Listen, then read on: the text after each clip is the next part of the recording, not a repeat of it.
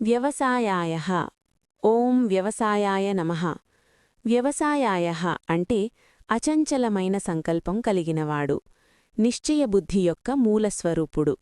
మనలో ఉన్న నిర్ణయశక్తి, ధైర్యం, లక్ష్య సాధనా సామర్థ్యం అన్నీ భగవంతుని నుండే ఉద్భవిస్తాయి. ఆ దివ్య సంకల్పమే ఈ నామం. ఆదిశంకరాచార్యుల భాష్యం.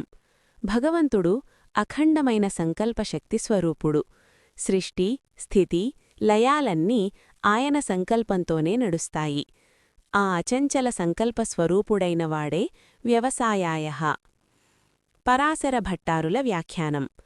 భట్టారుల దృష్టిలో భగవంతుడు భక్తుల విషయంలో ఎప్పుడూ అచలమైన కరుణాసంకల్పంతో ఉంటాడు. తన శరణు వచ్చిన వారిని రక్షిస్తాననే దృఢమైన నిశ్చయమే ఈ నామం. వ్యవస్థానాః. ఓం వ్యవస్థానాయ నమః. వ్యవస్థానాః అంటే సమస్త సృష్టిని క్రమబద్ధంగా నిలబెట్టినవాడు, ప్రతి వ్యవస్థకీ ఆధారం, నియంత్రకుడు అయిన పరమాత్మ. ప్రపంచంలో ఉన్న న్యాయం, ధర్మం, నియమాలు అన్నీ ఆయన చేత నడుస్తున్న దివ్య వ్యవస్థ. ఆదిశంకరాచార్యుల భాష్యం. భగవంతుడు ఈ జగత్తును ఋతం, ధర్మం, నియమాల ప్రకారం సుస్థిరంగా నడిపిస్తున్న పరమాధికారి. అందుకే ఆయనకు వ్యవస్థానాః అనే నామం. పరాశర భట్టారుల వ్యాఖ్యానం. భట్టారుల దృష్టిలో భగవంతుడు తన భక్తుల జీవితాన్ని అద్భుతమైన క్రమంలో నడిపిస్తాడు. వారు తెలియకుండానే వారి క్షేమానికి ప్రతి ఘట్టాన్ని సరిచేస్తూ ఉండే కృపాస్వరూపుడే వ్యవస్థానాః. సంస్థానః. ఓం సంస్థానాయ నమః. సంస్థానః అంటే సమస్త సృష్టికి ఆధారమై నిలబడే మూలస్వరూపుడు, ప్రపంచానికి ఆశ్రయమూ స్థిరత్వమూ ప్రసాదించే పరమాత్మ. మన జీవితానికి ఆధారం, నిలకడ, భద్రత అన్నీ ఈ నామంలో ప్రతిఫలిస్తాయి. ఆదిశంకరాచార్యుల భాష్యం. ఈ జగత్తు ఉద్భవించి నిలిచే అధిష్టాన సత్యం భగవంతుడే. ప్రపంచం నిలబడే పునాది కావటంతో ఆయనకు సంస్థానః అనే నామం. పరాశర భట్టారుల వ్యాఖ్యానం. భట్టారుల ప్రకారం భగవంతుడు తన శరణు వచ్చిన భక్తులను ఆత్మికంగా, భౌతికంగా స్థిరంగా నిలబెడతాడు. భయమూ అశాంతి తొలగించి ఆశ్రయమిచ్చే దయాస్వరూపుడే సంస్థానః. స్థానదః. ఓం స్థానదాయ నమః.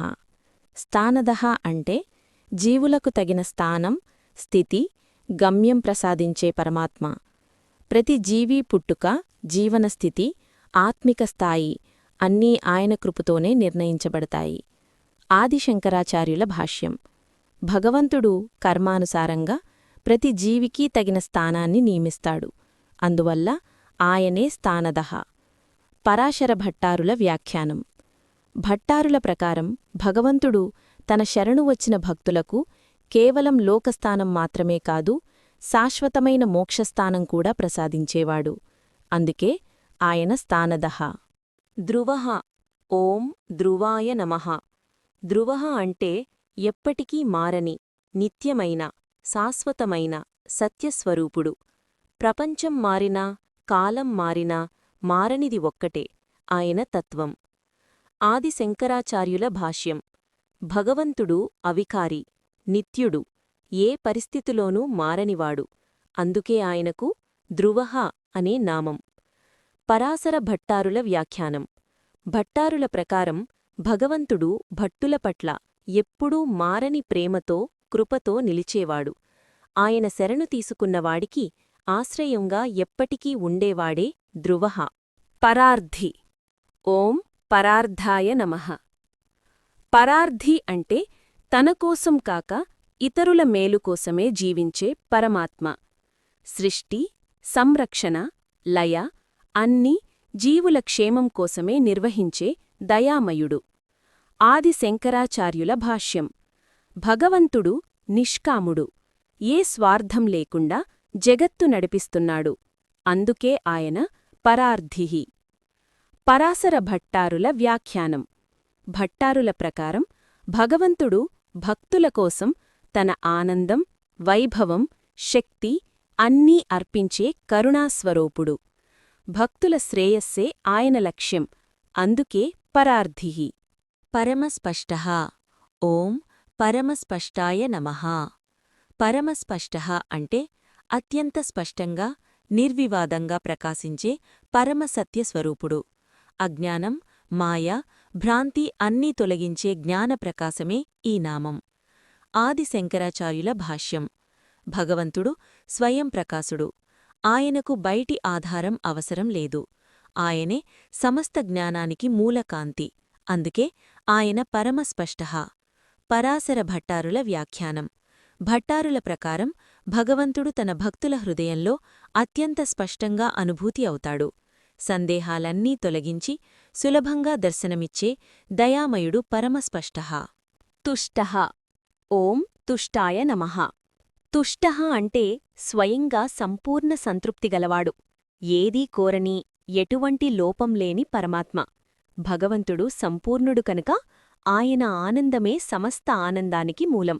ఆది శంకరాచార్యుల భాష్యం. భగవంతుడు పూర్ణత్వస్వరూపుడు. ఆయనకు ఏ లోపమూ లేదు, కోరికా లేదు. అందుకే ఆయనకు తుష్టః అనే నామం. పరాశర భట్టారుల వ్యాఖ్యానం.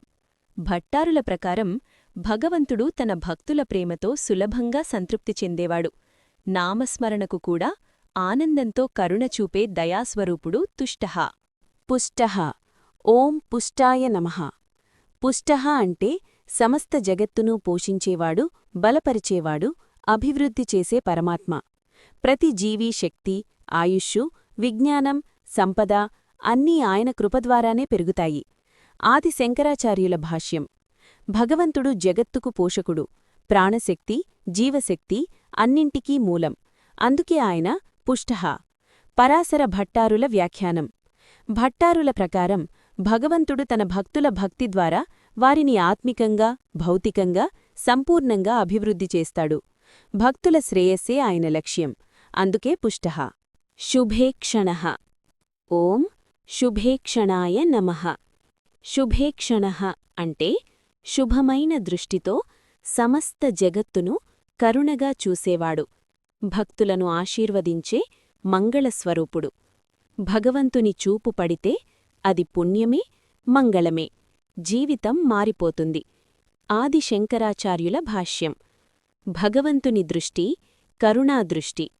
ఆయన చూపు పడిన చోట అజ్ఞానం తొలగి జ్ఞానం వెలుగుతుంది.